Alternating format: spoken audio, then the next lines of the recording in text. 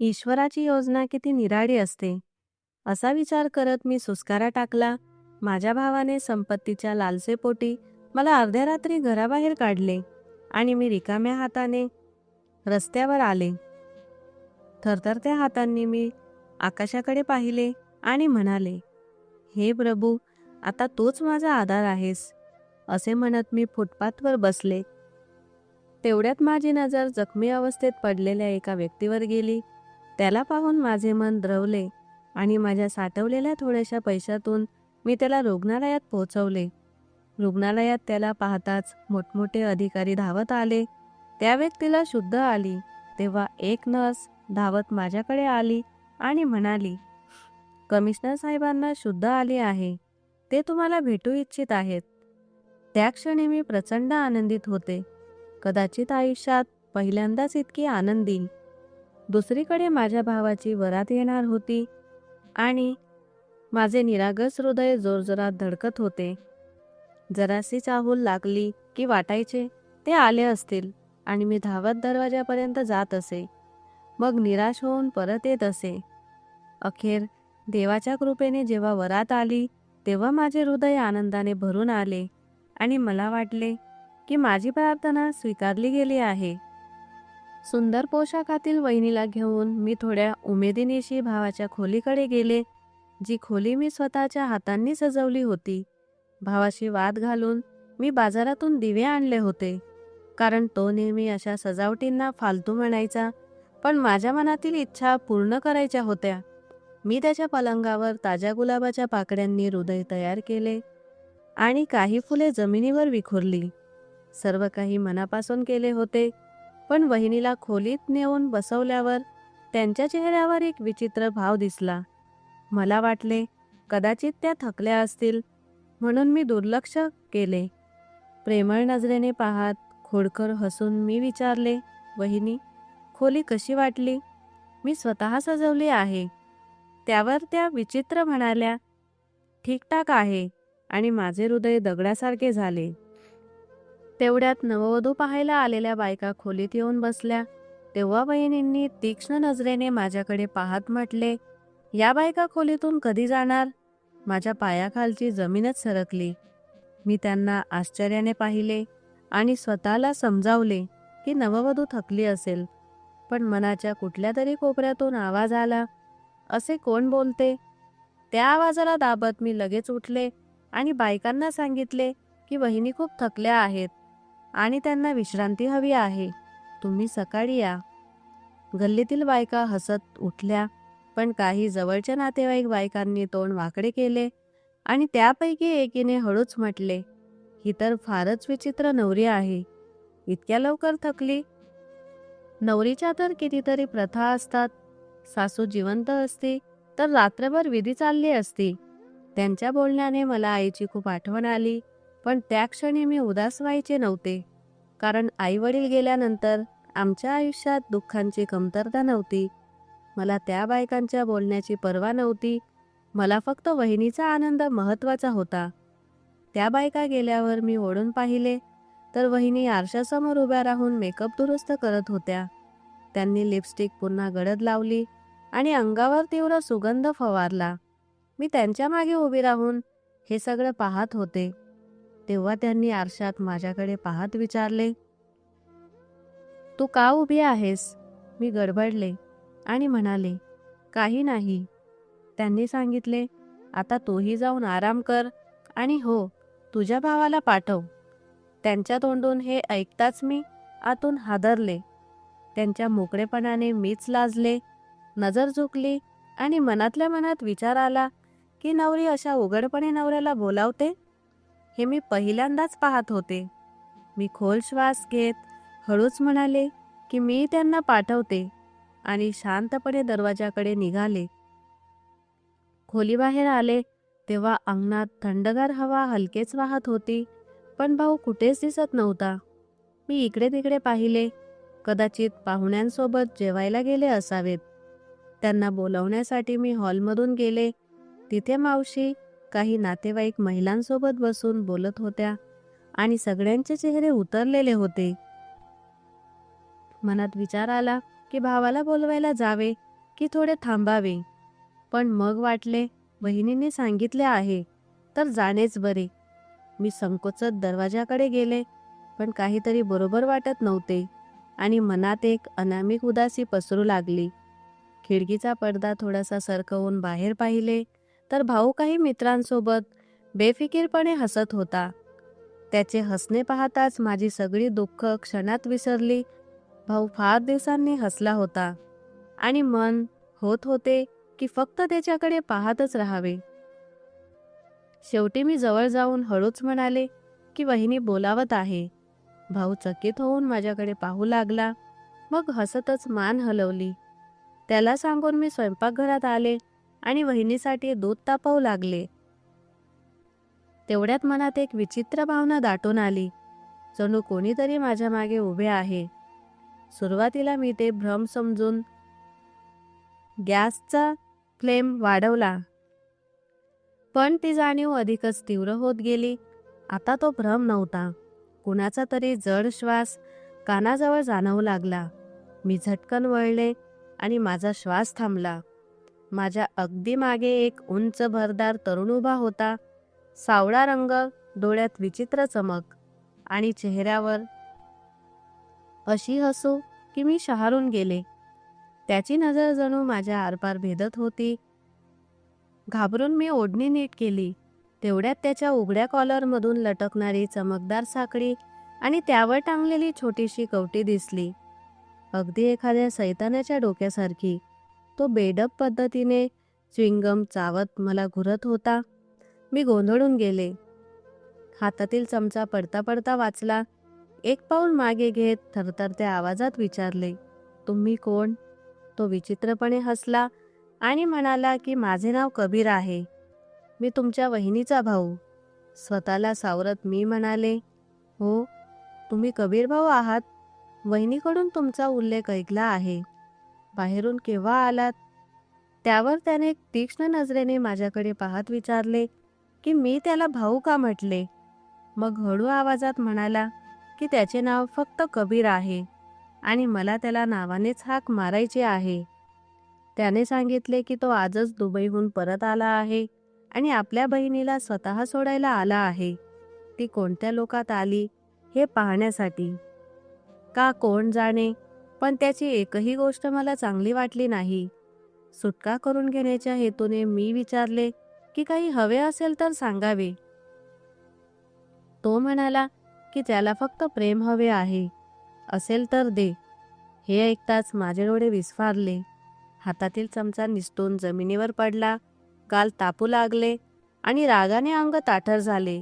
तरीही मी खूप संयम ठेवत स्वतःला सावरले. मनात आले की ताबडतोब स्वयंपाकघरातून पळून जावे, पण तो माझ्या आणि दरवाजामध्ये उभा होता. तो छातीवर हात बांधून च्युइंगम चावत राहिला, जणू माझ्या भीतीतच त्याला मजा येत होती. तो म्हणाला की प्रेम नसेल तर चहा तरी मिळू शकतो. माझ्या चेहऱ्यावरची नाराजी स्पष्ट दिसत होती, पण त्याला काहीही फरक पडत नव्हता. तेव्हा माझा संयम सुटला आणि मी कडक स्वरात म्हणाले की बाहेर बसल्यास चहा मिळेल. माझे बोलणे ऐकून तो चिडला, पण जागेवरून हललाही नाही.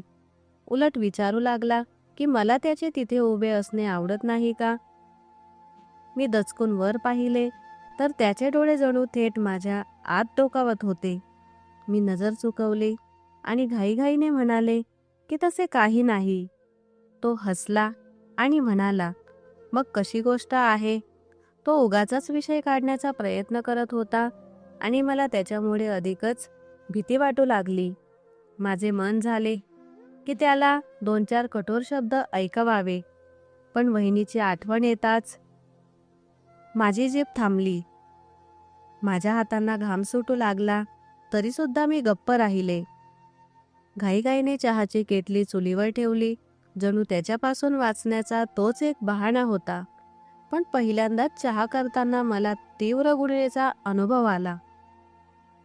तो एक पाऊल पुढे आला आणि हळू आवाजात म्हणाला, मला तर माहीतच नव्हते की माझ्या बहिणीची नणंद इतकी सुंदर आहे. मी झटकन वळले आणि त्याच्याकडे कठोर नजरेने पाहू लागले. पण तो पूर्ण दृष्टपणे हसू लागला. माझ्या आत जणू विजेचा कडकडाट झाला. मी जागीच स्तब्ध झाले आणि कानात गोंगाट घुमू लागला. तो निर्लज्जपणे हसत राहिला आणि त्याचे हसू मला अधिकच भयभीत करू लागले. मी पटकन चहा कपात ओतून त्याच्याकडे वाढवला. तेव्हा त्याने मुद्दाम आपल्या बोटांनी माझ्या हाताला स्पर्श केला. मी लगेच हात मागे घेतला आणि दुधाचा ग्लास उचलून स्वयंपाकघरातून बाहेर पडले. पण मनात राग आणि घबराटीचे वादळ उसळले होते. भावाच्या खोलीकडे जाताना मी स्वतःला सावरले. तेवढ्यात खोलीतून वहिनीचे हसणे ऐकू आले आणि माझी पावले थबकली. मन झाले की वहिनींना त्यांच्या भावाच्या वागणुकीबद्दल सगळे सांगावे, पण मी गप्प राहिले. मी दरवाजा ठोठावला. आतून वहिनींचा आवाज आला, "ये आस्था, दूध तापवायला एवढा वेळ का लागला?" त्यांच्या कोरडा स्वर असूनही मी थकलेल्या मनाने हसले. भाऊ बाथरूममध्ये होते. मी दुधाचा ग्लास वहिनींसमोर ठेवला. त्या आरशासमोर उभ्या राहून स्वतःकडे पाहत होत्या. अचानक त्यांनी विचारले, "कबीरला भेटलीस का?" मी संकोचात म्हणाले, "हो." त्या म्हणाल्या, "अरे, पाहिलेस ना, तो फारच तेज आहेस." त्यांच्या विचित्र नजरेने मला पहिल्यांदाच अस्वस्थ केले. मग त्या म्हणाल्या, "कबीर खूप खोडकर आहे आणि मनाचा बादशाह आहे." माझे मन ओरडून सांगू इच्छित होते की तो कोणताही बादशहा नाही, तर अत्यंत घृणास्पद माणूस आहे. पण मी काहीच बोलू शकले नाही आणि शांतपणे खोलीबाहेर आले. मनात एक अजब अस्वस्थता पसरली. मी डोके वर करून आकाशाकडे पाहिले, पण मनात भीती घर करून बसली होती. माझ्या खोलीत येऊन दरवाजा बंद केला आणि पलंगावर पडून या सगळ्या परिस्थितीचा विचार करू लागले. वहिनींचे वागणे मला फारच विचित्र वाटत होते आणि त्यांच्या स्वभावाचा विचार करताना असे जाणवले की त्यांना समजून घेताना माझ्याकडून एखादी मोठी चूक झाली आहे. नातं पाहायला मी त्यांच्या घरी गेले होते, तेव्हा त्या मला फार साध्या सरळ वाटल्या होत्या आणि त्यांचा स्वभाव माझ्यासारखाच आहे याचा मला आनंद झाला होता. त्या भावापेक्षा किमान 2 वर्षांनी मोठ्या होत्या, तरीही त्या भावाची पसंत होत्या, म्हणून मला काहीच आक्षेप नव्हता. पण तीच साधी भोळी मुलगी अचानक इतकी चतुर कशी निघाली, हे माझ्या समजण्यापलीकडचे होते. माझ्याकडून कुठे चूक झाली या विचाराने मी स्वतःलाच पुन्हा पुन्हा दोष देऊ लागले. भावाने मला अनेकदा विचारले होते की त्या मला कशा वाटल्या आणि प्रत्येक वेळी मी त्याला खात्री दिली होती की त्या मला चांगल्या वाटल्या. तेव्हा भाऊ हसत म्हणायचा की मग असेच व्हायला हवे आणि मी त्यांच्या आनंदात हसत असे. पण एका क्षणातच माझे सारे हास्य कुठेतरी हरवले होते आणि आता इच्छा असूनही मी मनापासून हसू शकत नव्हते. वहिनींची चिंता कमी झाली नव्हती. त्यातच त्यांचा भाऊ कबीर मला येणाऱ्या एखाद्या धोक्याची घंटा वाटू लागला. आईवडील गेल्यानंतर मी माझे आयुष्य फार जपून जगले होते, जेणेकरून कुणालाही माझ्यावर बोट दाखवण्याची संधी मिळू नये. गरज नसताना मी घराबाहेर पडत नसे आणि कधी पडलेच तर भावाला सोबत घेऊनच जात असे आणि त्याच्यासोबतच परत येत असे. पण आता मला वाटू लागले होते की घरचे वातावरण फार वेगाने बदलणार आहे. हा माझा सिक्स्थ सेन्स होता, जो मला आधीच सावध करत होता. घाबरून मी डोळे बंद केले, पण 2 अश्रू तुटून डोळ्यातून बाहेर पडले आणि उशीत मुरले. लग्नाला अजून काहीच दिवस झाले होते आणि मला वाटले होते की आता वहिनी घरची जबाबदारी सांभाळतील. पण ही माझीच गैरसमजूत ठरली. त्या जणू या घरात मालकीन बनून आल्या होत्या आणि माझ्याशी असे वागत होत्या की जणू मी त्यांची एखादी दासीच आहे. मला तर या आशेने आनंद झाला होता की वहिनीच्या रूपाने मला एक बहीण मिळेल आणि माझी उणीव भरून निघेल. पण लग्नाच्या अवघ्या 2 दिवसातच मला कळून चुकले की त्या माझे अस्तित्वच स्वीकारायला तयार नव्हत्या. मला त्यांच्या खोलीत जाणे त्यांना अजिबात आवडत नव्हतं. म्हणून मीही माझी पावले मागे घेतली. मात्र खोली स्वच्छ करण्याचा प्रश्न आला की त्या लगेच मला बोलावून घेत आणि मीही आपुलकीने त्यांची खोली स्वच्छ करून देत असे. हळूहळू प्रत्येक कामात त्यांचाच हुकूम आणि प्रत्येक निर्णयात त्यांचीच इच्छा चालू लागली. ज्यामुळे मी आतून घुसमटू लागले. माझ्या मॅट्रिकच्या परीक्षा जवळ येत होत्या, पण त्यांच्याकडून घरकामात हातभार लागेल अशी अपेक्षा करणं व्यर्थ होते. त्या सकाळी सकाळी सजून धजून बसत, नाश्ताही माझ्याच हातून खोलीत मागवत आणि मग दिवसभर मोबाईलमध्ये गुंतून राहत. संध्याकाळी भाऊ घरी आला की त्याच्यासोबत बाईकवर बसून बाहेर जेवायला जात आणि भावाने औपचारिकपणेही कधी विचारले नाही की मीही सोबत येऊ का. त्यांच्या या दिनक्रमाने मी पूर्णपणे थकून गेले होते आणि मला वाटू लागले होते की या घरात मी त्या दोघांची नोकरच बनून राहिले आहे. अभ्यासासोबत घरची सगळी कामे करताना माझी सहनशक्ती संपत चालली होती. तरी घरात शांतता टिकावी म्हणून मी ही सगळी जबाबदारी मुकाट्याने सहन करत होते. आतून माझ्या छातीत जणू आग पेटली होती. भावाचे वागणेही पूर्णपणे बदलले होते. जे पूर्वी माझ्या एखाद्या शब्दावर हसत, ते आता माझ्याकडे पाहणेही टाळत होते. अनेकदा त्यांच्याशी बोलावे असे वाटायचे, पण त्यांच्या बोलण्यात परकेपणा आला होता. ते वहिनीच्या इशाऱ्यावर चालणारे, फक्त आदेश ऐकणारे आणि विचार न करणारे झाले होते. वहिनीच्या चेहऱ्यावर नेहमी विजयी चमक असायची आणि मी मात्र अधिकाधिक संयम धरत जात होते. फक्त एकच गोष्ट अशी होती ज्यात माझा संयम सुटत होता आणि ज्यावर उपाय सुचत नव्हता. तो म्हणजे कबीरचा विषय. त्याला आमच्या घरी येण्या जाण्याची मुभा मिळाली होती आणि तो जेव्हा हवे तेव्हा कुठलीही झिजक न ठेवता घरी येत असे. मी खास लक्षात घेतले होते की तो नेहमी तोच वेळ निवडायचा जेव्हा भाऊ घरी नसायचा. भाऊ बाहेर पडताच तो जणू डोकावून यायचा, पण भावाच्या उपस्थितीत त्याचे येणे जाणे जवळजवळ नसायचे. असे का होत होते हे मला कळत नव्हते. आधी तो कधीतरीच यायचा, पण आता तर रोजच येऊ लागला होता आणि माझ्या भोवती घुटमळू लागला होता.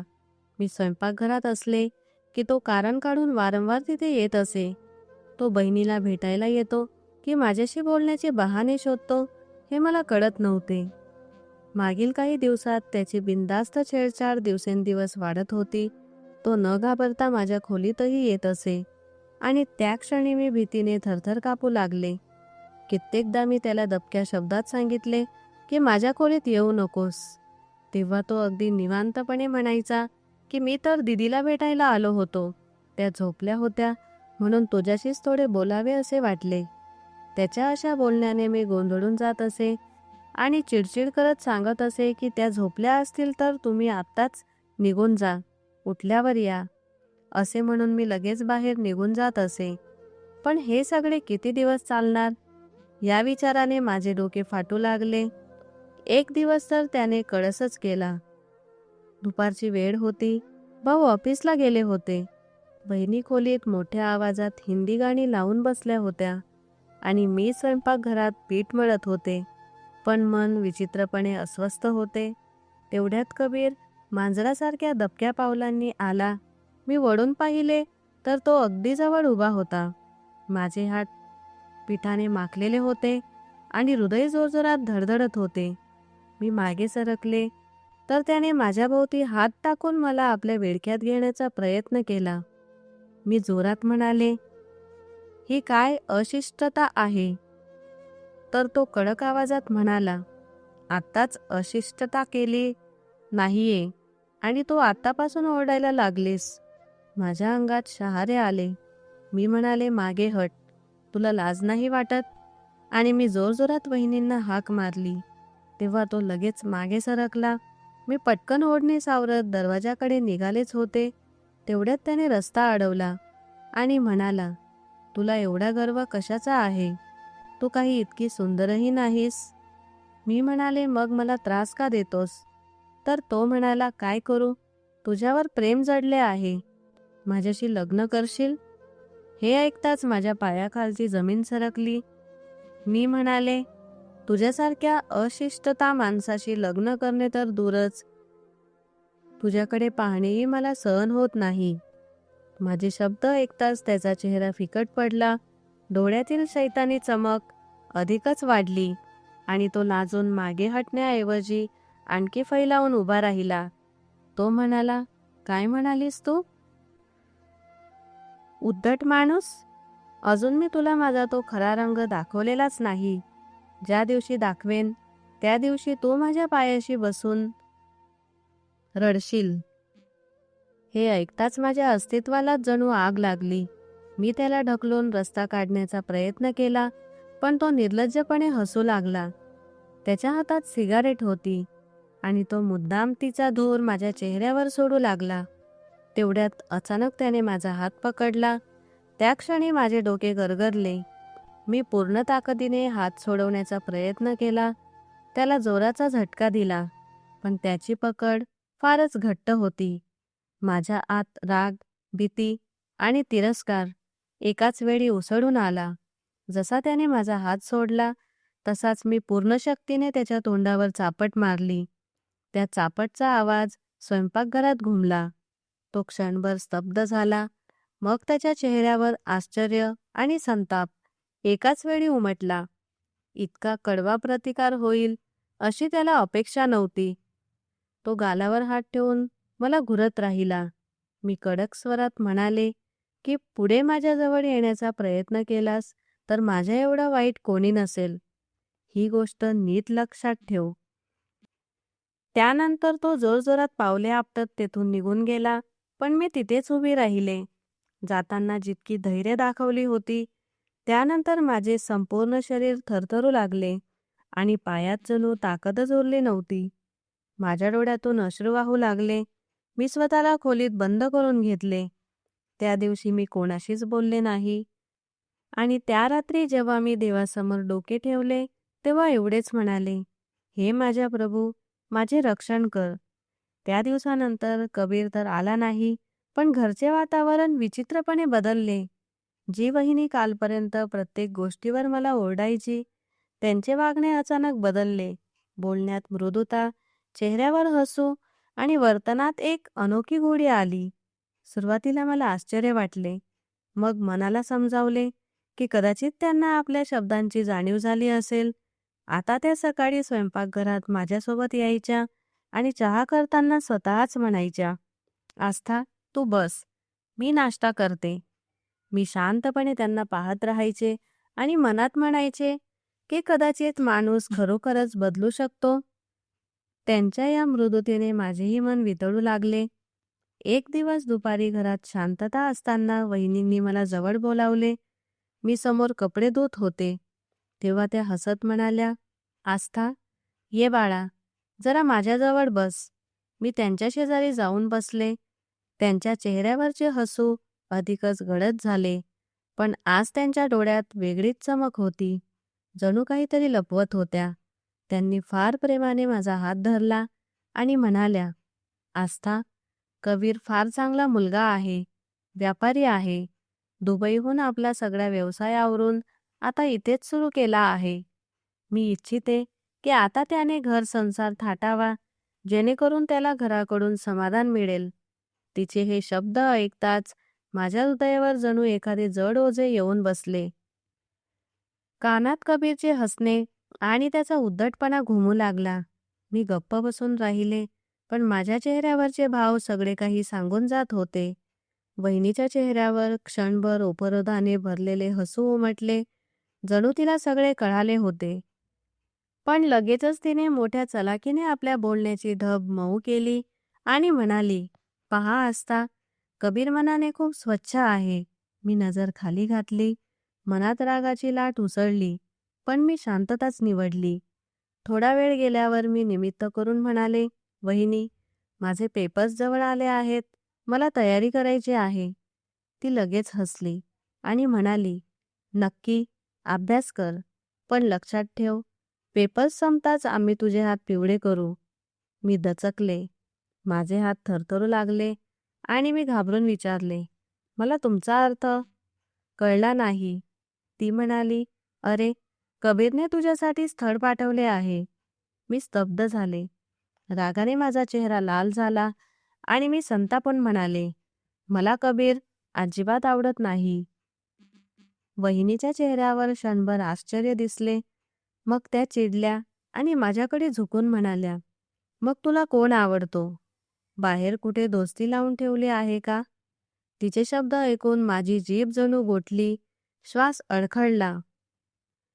तिची बोलण्याची पद्धत इतकी घाणेरडी आणि बाजारू होती की माझे अस्तित्वच हादरले. मी हळू आवाजात म्हणाले, "वहिनी, तुम्ही हे काय बोलत आहात?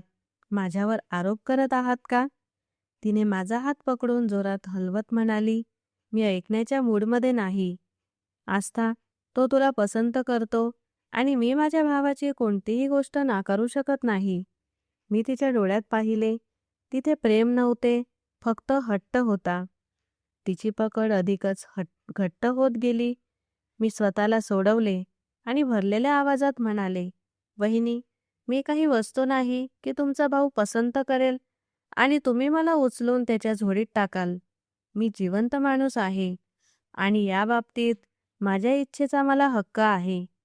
माझ्या आवाजात कंप होता. ती क्षणभर गप्प राहिली.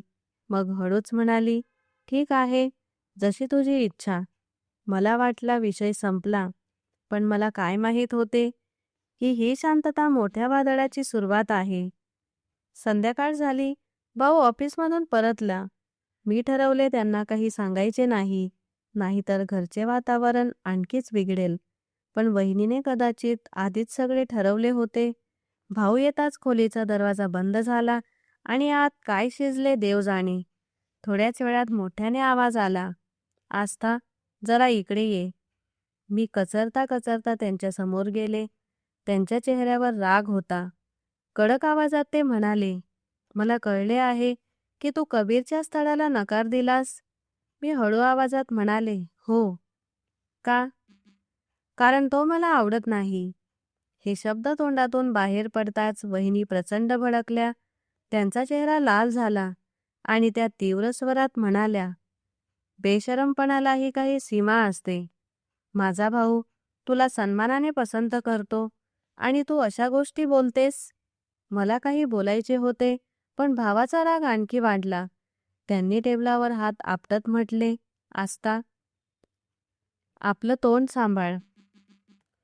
तुला माहीत आहे तू कोणाशी बोलतेस." मी रडू लागले आणि म्हणाले, "भाऊ, मी काही चुकीचे बोलले नाही. तो चांगला माणूस नाही."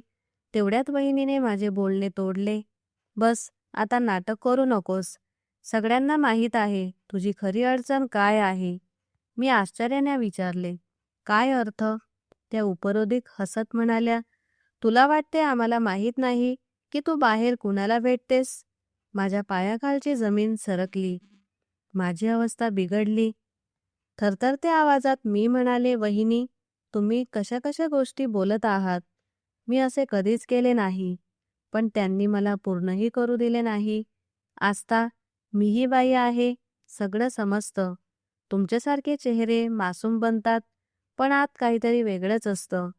माझ्या गालांवरून अश्रू ओघळू लागले. मी भावाकडे पाहिले की कदाचित ते काहीतरी बोलतील, पण त्यांची शांतताच त्या क्षणी माझ्यासाठी सगळ्यात मोठा निर्णय ठरली. त्या क्षणी मला वाटले, जणू माझे स्वतःचे घरच मला परके झाले आहे. वहिनीची जीभ विष बनली होती आणि भावाच्या डोळ्यातील संशयाची सावली मला आतून घायाळ करत होती.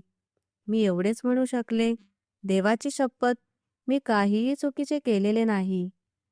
पण ते दोघेही रागात तेथून निघून गेले आणि अंगणात एकटी उभी राहिली, अश्रूंमध्ये बुडालेली, हे न समजता की ही तर फक्त सुरुवात आहे. खरी वादळे अजून येणार होती. कबीरच्या स्थळाला नकार दिल्यानंतर वहिनीच्या चेहऱ्यावर एक दडलेले वादळ लपले होते. वरून त्या शांत दिसत होत्या, पण त्यांच्या डोळ्यात सुडाची चमक होती. मला वाटले, वेळ गेल्यावर त्या ही गोष्ट विसरतील, पण त्यांच्या आतली आग विझणारी नव्हती. कबीर आता त्यांच्यासाठी अहंकाराचा प्रश्न बनला होता. माझ्या एका नकाराने केवळ कबीरलाच नाकारले नव्हते, तर वहिनीच्या अभिमानालाही ठेच लागली होती. आणि ज्याचा अभिमान दुखावला जातो, तो शांत बसत नाही. त्यांनी हळूहळू भावाचे कान भरायला सुरुवात केली. कधी म्हणायच्या, "आस्था नीट वागत नाही." कधी, "तिच्यावर लक्ष ठेवा." भाऊ आधीच त्यांच्या प्रभावाखाली होते, त्यामुळे हळूहळू तेही विश्वास ठेवू लागले. मी त्यांच्याशी बोलले की ते थोडक्यात उत्तर द्यायचे. त्यांच्या डोळ्यात तो जुना स्नेह उरलेला नव्हता. मी दररोज रात्री रडत असे. आणि देवाकडे प्रार्थना करत असे की एक दिवस सत्य समोर येईल. शैतानाच्या चालाकी फार कपटी असतात. एका रात्री वहिनींनी आपली सगळ्यात धोकादायक चाल खेळली. घरात पूर्ण शांतता होती. अर्धी रात्र, हलकी पाऊसधार आणि विजांचा कडकडाट. भाऊ आपल्या खोलीत होते. संधी पाहून वहिनी त्यांच्या जवळ गेल्या आणि हळू आवाजात म्हणाल्या, आज खूप जड मनाने तुझ्याशी एक गोष्ट बोलायची आहे. भाऊ चकित होऊन म्हणाले, काय झालं? वहिनींनी शब्द निवडत निवडत जणू विष मिसळत म्हटले, तुला माहीत आहे, मी खूप दिवसांपासून आस्थाबद्दल काही सांगायचं ठरवत होते, पण नात्यात बदनामी होऊ नये म्हणून गप्प होते. मी तिला स्वतःच्या डोळ्यांनी पाहिलं आहे. ती आणि कबीर दोघांमध्ये काहीतरी चुकीचं चाललं आहे.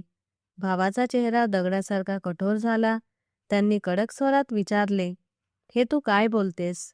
वहिनींच्या डोळ्यात अश्रू भरून आले, जणू त्यांना फार मोठा आघात बसला आहे. त्या म्हणाल्या, मी स्वतः पाहिलं आहे, पण तुझ्यासमोर काही बोलले नाही. वाटलं नातं ठरेल तर गोष्ट दडपली जाईल, पण आता तर ती कुणा दुसऱ्यालाही भेटू लागली आहे. मला नको आहे की एखादा नालायक आशिक तिच्या वाट्याच्या संपत्तीवर ऐश करावा. तिच्यासमोर दोन पर्याय ठेव. एकतर ती कबीरशी लग्न करेल, नाहीतर आपली संपत्ती तुझ्या नावावर करेल. तिचे शब्द रात्रीच्या शांततेत खंजिरासारखे घुमत होते. भावाचा चेहरा रागाने लाल झाला. पत्नीच्या शब्दांचे विष त्याच्या मनात उतरले होते. त्यांनी काहीच बोलले नाही, पण त्यांच्या डोळ्यात संशयाची आग पेटली होती. मला कणभरही कल्पना नव्हती की माझ्याविरुद्ध निर्णय होऊन बसला आहे. मी माझ्या खोलीत होते, प्रार्थना करत, मनात विचार करत की कदाचित एक दिवस सगळं ठीक होईल. पण तीच रात्र माझ्या आयुष्यातील सगळ्यात अंधारी रात्र ठरणार होती. अचानक माझ्या खोलीच्या दारावर जोरात ठोठावले गेले. मी घाबरून उठले. बाहेर भाऊ उभे होते. त्यांचा चेहरा पूर्णपणे अपरिचित वाटत होता. ते म्हणाले, आस्था, तुझ्याशी काहीतरी बोलायचं आहे. मी हळूच म्हणाले, हो भाऊ, बोला. त्यांनी हातात धरलेली काही कागदपत्रे माझ्याकडे पुढे केली आणि कडक आवाजात म्हणाले, हे मालमत्तेचे कागद आहेत, यावर सह्या कर. हे ऐकताच मी दचकून मागे सरकले. भाऊ, अचानक हे सगळं का? त्यांनी गुरगुरत म्हटलं, कारण आता या घरात राहण्याचा तुला कोणताही अधिकार नाही. माझ्या पायाखालची जमीनच सरकली. रडत मी म्हणाले, भाऊ, तुम्ही हे काय बोलत आहात? मी काय गुन्हा केला आहे? ते ओरडत म्हणाले, गुन्हा? तुला तुझ्या कृत्यांची जाणीवही नाही. तुला लाज वाटली पाहिजे. मी स्तब्ध झाले. माझे ओठ थरथरत होते. मी म्हणाले, देवाची शपथ, मी काहीच केलेले नाही. पण भावाच्या डोळ्यांवर जणू पडदा पडला होता. वहिनी दारात उभी राहून सगळं पाहत होती आणि तिच्या चेहऱ्यावर एक विचित्र हसू होतं. भावाने माझ्याकडे येत पेन माझ्या हातात दिला आणि कडक आवाजात म्हणाला, सह्या कर, नाहीतर परिणाम वाईट होतील. मी रडत राहिले, विनवण्या करत राहिले. भाऊ, हा अन्याय आहे, असं करू नका. पण ते ऐकायला तयार नव्हते. त्यांनी माझा हात पकडून जबरदस्तीने कागदांवर सह्या करून घेतल्या. मी किंचाळत बिलखत राहिले, पण त्यांच्या हृदयावर जणू दगड ठेवलेला होता. मग वळून त्यांनी कठोर स्वरात सांगितले, आत्ताच घर सोड. आजपासून इथे तुझा काहीही हक्क नाही. मी वहिनींकडे पाहिले. तिच्या डोळ्यात तीच शैतानी चमक होती. जणू म्हणत होती, माझा बदला पूर्ण झाला. अर्धी रात्र झाली होती. मी दाराबाहेर उभी होते. हातात एक छोटी बॅग होती, ज्यात माझ्या काही गरजेच्या वस्तू आणि थोडीशी जमापुंजी होती. आकाश ढगांनी भरलेले होते. हवेत थंडी मिसळली होती. मी मागे वळून त्या घराकडे पाहिले, ज्या उंबरठ्यावर माझं बालपण गेलं, जिथे कधी माझं हसू घुमायचं. आज तोच उंबरठा माझ्यासाठी बंद झाला होता. माझी पावलं डगमगली आणि मी रस्त्यावर येऊन उभी राहिले. वाऱ्याच्या एका जोरदार झोताने माझ्या डोक्यावरची ओढणी उडवली. थरथरत्या हातांनी पुन्हा मी ती अंगावर घेतली. आकाशाकडे पाहून तुटक्या स्वरात प्रार्थना केली, हे माझ्या देवा, आता तूच माझा आधार आहेस. आणि मग मी फुटपाथवर बसले. आजूबाजूला अंधार पसरला होता, पण मनातील अंधार त्याहूनही गडद होता. डोळे मिटून मनातल्या मनात एवढीच दुआ मागितली की हे ईश्वर, तू न्याय करणारा आहेस. एक दिवस सत्य नक्कीच समोर येईल. मी रडत राहिले, पण ती रात्र माझ्या आयुष्यातील सर्वात लांब आणि सर्वात निर्दयी ठरली. फुटपाथवर थंडी कळसाला पोहोचली होती आणि शहराचे रस्ते पूर्णपणे ओस पडले होते. एका जुन्या चादरीत स्वतःला गुंडाळून मी फुटपाथच्या एका कोपऱ्यात बसले. चेहऱ्यावरचे अश्रू सुकले होते, पण हृदय अजूनही रडत होतं. आजूबाजूला पाहिलं, ना कुणाचा आधार, ना कोणी माणूस, फक्त अंधार आणि शांतता. जणू संपूर्ण जग झोपलं होतं आणि मीच एकटी जागी होते. माझ्याजवळ ती छोटीशी बॅग होती, ज्यात काही कपडे आणि वर्षानुवर्षांच्या कष्टाने जमवलेली थोडीशी रक्कम होती. मनात विचार येत होता, आता कुठे जाऊ, कोणाच्या दारावर टकटक करू, कारण या शहरात आता माझ्यासाठी जागाच उरली नव्हती. तेवढ्यात अचानक माझ्यासमोर एक कार वेगाने आली, फुटपाथवर आदळली आणि पलटी झाली. तिच्या हेडलाईट्स टिमटिमत होत्या आणि जवळच एक माणूस वेदनेने कराहत जमिनीवर पडला होता. मी घाबरून उभी राहिले. क्षणभर पावलं थबकली आणि मनात भीती आली की हे पोलिसांचं प्रकरण असेल आणि मीच अडचणीत पडेन. पण लगेचच मनातून आवाज आला, तोही माणूसच आहे आणि संकटात आहे. बस, मग काय. मी धावत त्याच्याकडे गेले. तो माणूस फारच जखमी होता. कपाळ सोलटलेलं होतं, हातातून रक्त वाहत होतं, श्वास मंदावत चालला होता, जणू आयुष्य हातातून निसटत होतं. मी माझी ओढणी फाडून त्याच्या जखमेवर बांधली आणि आजूबाजूला नजर फिरवली. समोरून येणाऱ्या एका रिक्षाला थांबवून थरथरत्या आवाजात म्हणाले, भाऊ, कृपया हॉस्पिटलला घेऊन चला. हा माणूस मरणाच्या अवस्थेत आहे. रिक्षावाला आधी थोडा कचरला, पण माझी अवस्था पाहून अखेर थांबला. मी स्वतःच्या हातांनी त्या जखमी माणसाला आधार देत रिक्षात बसवले. माझे हात रक्ताने माखले होते, पण मनात एक विचित्र शांतता होती. कदाचित कुणाच्या उपयोगी येणे हीच खरी माणुसकी असावी. हॉस्पिटलमध्ये पोहोचताच मी आपत्कालीन विभागात जोरात म्हणाले, डॉक्टर, लवकर या. हा माणूस गंभीर जखमी आहे. लगेच नर्सेस धावत आल्या, स्ट्रेचर आणण्यात आले आणि त्या माणसाला ऑपरेशन थिएटरमध्ये नेण्यात आले. मी तिथेच खुर्चीवर बसले. अंगात जणू कसलीही ताकद उरली नव्हती, पण मन सतत देवाकडे प्रार्थना करत होते की ईश्वर त्याचा जीव वाचव. अनेक तास गेले. नंतर एक नर्स आली. तिच्या चेहऱ्यावर समाधान होतं. ती म्हणाली, त्याचा जीव वाचला आहे. तुम्ही वेळेवर हॉस्पिटलमध्ये आणलंत, त्याबद्दल धन्यवाद. माझ्या डोळ्यातून नकळत अश्रू वाहू लागले. पहाट होत होती. तेवढ्यात नर्सने सांगितले की साहेबांना शुद्ध आली आहे आणि ते विचारत आहेत की त्यांची मदत कोणी केली. मी तुमचे नाव सांगितले आहे आणि त्यांनी तुम्हाला ताबडतोब भेटायला बोलावले आहे. हे ऐकून मी चकित झाले. मनात भीतीही होती आणि उत्सुकताही. खोलीचा दरवाजा उघडला तर समोर खाटेवर तोच जखमी माणूस बसलेला होता. आता तो आधीपेक्षा बरा दिसत होता. मला पाहताच तो हसला आणि म्हणाला, तूच आहेस ना, जिने मला मृत्यूच्या दारातून बाहेर ओढले. मी हळूच म्हणाले, मी तर फक्त माणुसकीचे कर्तव्य पार पाडले. तेवढ्यात नर्स म्हणाली, हे आपल्या शहराचे कमिशनर साहेब आहेत. मी हादरून गेले. ज्याला मदत करून मी हॉस्पिटलमध्ये आणले होते, तो इतका मोठा अधिकारी आहे यावर माझा विश्वासच बसेना. त्यांनी आपुलकीने विचारले, बेटी, त्या रात्री तू तिथे काय करत होतीस? हा प्रश्न ऐकताच मी कोसळले आणि रडत रडत मनातले सगळे ओझे मोकळे केले. भावाचा अत्याचार, बहिणीची कटकारस्थानं, मालमत्तेचे कागद आणि ती अर्धी रात्र जेव्हा मला घराबाहेर काढण्यात आले. ते शांतपणे सगळं ऐकत राहिले. त्यांच्या डोळ्यात ओलावा होता. मग त्यांनी माझ्या डोक्यावरून हात फिरवत म्हणाले, बेटी, तुझ्यावर फार अन्याय झाला आहे, पण तू संयम राखलास. तुला हवं असेल तर माझ्यासोबत माझ्या घरी चल.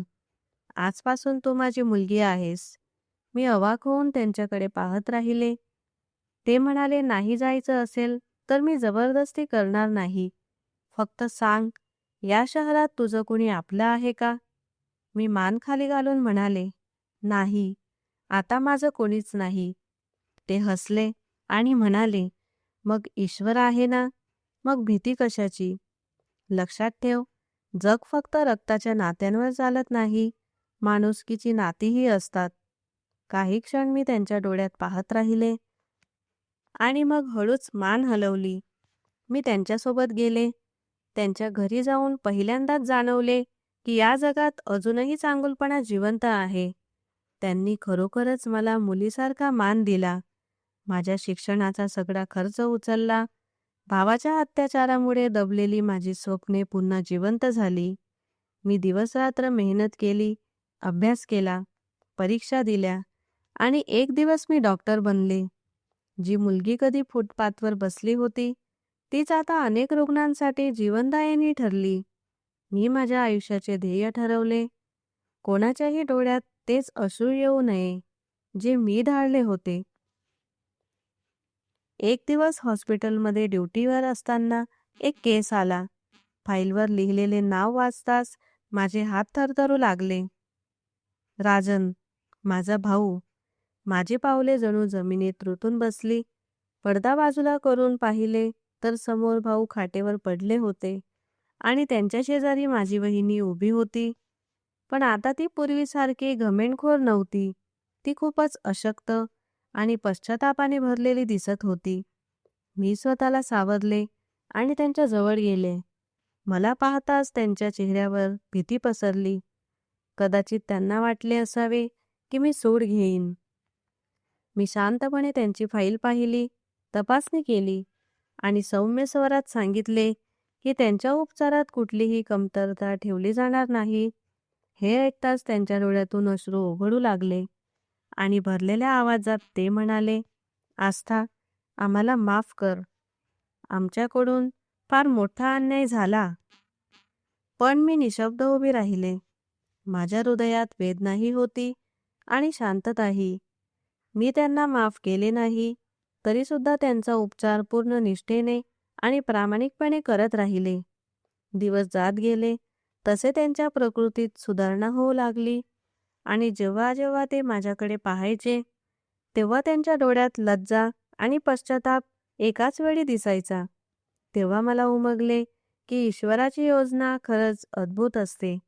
त्याच ईश्वराने मला फुटपाथवरून उचलले आणि त्याच ईश्वराने मला असे स्थान दिले की आज तेच अत्याचारी माझ्यासमोर असहाय्य आणि विवश होऊन उभे होते आणि मला त्यांचा उद्धारक बनवून माझी परीक्षा घेतली जात होती. बस ईश्वराकडे एवढीच प्रार्थना आहे की या परीक्षेत मी खऱ्या अर्थाने पात्र ठरावे. ईश्वराची योजना मनुष्याच्या समजण्यापलीकडची असते. जेव्हा जग तुम्हाला सोडून देते, तेव्हा तो तुम्हाला आधार देतो आणि जेव्हा तुम्ही अन्याय सहन करता, संयम आणि माणुसकी जपता, तेव्हा तोच ईश्वर तुम्हाला इतके उंच उचलतो की जे तुमच्यावर अत्याचार करतात त्यांनाच एक दिवस तुमच्या दयेची आणि क्षमेची गरज भासते. सत्य कधीही लपून राहत नाही आणि कर्माची फळे हमखास मिळतात. संकटातही चांगले कर्म करणाऱ्याला ईश्वर कधीच एकटा सोडत नाही. उलट त्याच्या आयुष्यात न्याय आणि समाधानाची नवीन सुरुवात करतो. धैर्य, संयम आणि माणुसकी सोडू नका, कारण ईश्वराच्या न्यायालयात उशीर असतो, पण अन्याय कधीच नाही. तर मित्रांनो, ही होती आजची कथा. या कथेबद्दल तुमचे मत काय आहे ते कमेंट बॉक्समध्ये नक्की सांगा. कथा आवडली असेल तर व्हिडिओला लाईक करा. आमच्या चॅनलला सबस्क्राईब करा. आपण पुन्हा भेटूया एका नवीन कथेसह. धन्यवाद.